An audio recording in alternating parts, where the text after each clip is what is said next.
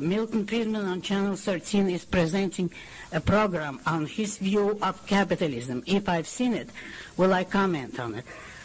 Yes, I've seen it, 5 minutes of it, literally, and that was enough for me because I know Milton Friedman's ideas anyway. He is not for capitalism.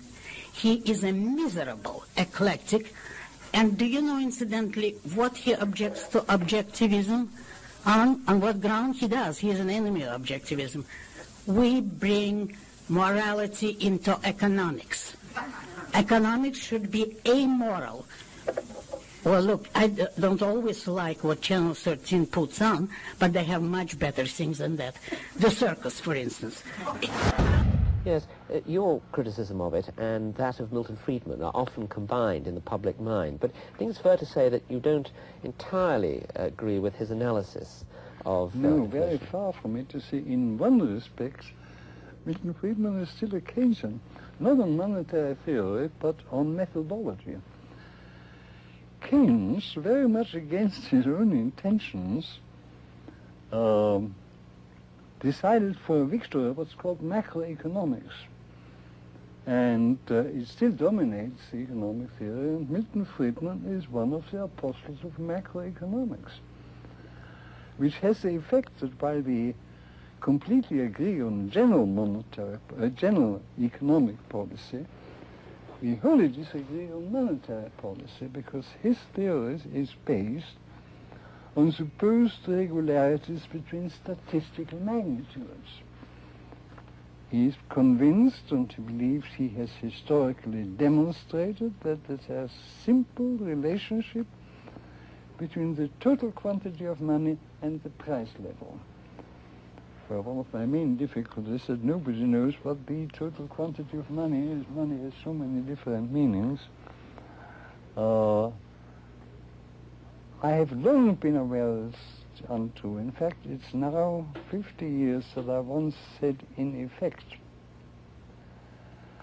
that one of the greatest misfortunes could happen in the field of economics if people ever cease to believe in the quantity theory of money, except that should ever come to take it literally.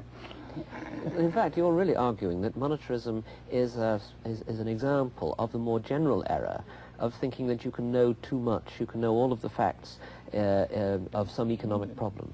Oh yes, you can put it this way, that the aggregates or sums, averages, which statistics offer you are no substitute for the detailed knowledge of every single price and their relations to each other, which really guide economic activity. That's a mistaken attempt to overcome our limited knowledge. But there doesn't seem to be any great difference between you on policy. No, well, if you look, forget about money for the moment, we completely agree. We agree in free markets. We may not entirely agree which form of monetary system is most favorable to an efficient market operation of the market. And yet, as I've already said, how do I square that with the example of intolerance on the part of people who deserve to be our heroes as libertarians? There is no doubt in my mind that no one has done more to spread the fundamental ideas of free markets than Ludwig von Mises. There's no doubt in my mind that few people, if anybody, nobody has done more to develop a popular following for many of these ideas than Ayn Rand. And yet there is no doubt that both of them were extremely intolerant. I recall a personal episode. At the first meeting of the Mont Pelerin Society, the founding meeting in 1947 in Mont Pelerin, Switzerland, Ludwig von Mises, of course, was one of the people who was there. I was also, and we had a series of discussions on different topics, and one afternoon we had a discussion on problems of the distribution of income, taxes, progressive taxes, and so on. Now, I may say that the people in that room included Friedrich von Hayek, Fritz Machlup, George Stigler, Frank Knight, Henry Hazlitt, John Jukes, Lionel Robbins, Leonard Reed, whom you referred to, hardly a group of people you would regard as leftists. But in the middle of that discussion, von Mises got up and said, "You're all a bunch of socialists," and stomped out of the room. You need only read Barbara Brandon's book, a fascinating book on Ayn Rand, to recognize that what I've said applies to her. And she has a story in there which covers both Rand and von Mises. You may remember, but I'll read it to you in quote. One evening, the Hazlitts, that was Henry Hazlitt, whom I mentioned, invited Anne and Frank to dinner with Dr. and Mrs. von Mises. The evening was a disaster.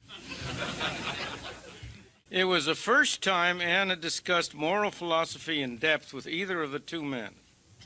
My impression, she was to say, was that von Mises did not care to consider moral issues, and Henry was seriously committed to altruism. We argued quite violently. At one point, von Mises lost his patience and screamed at me.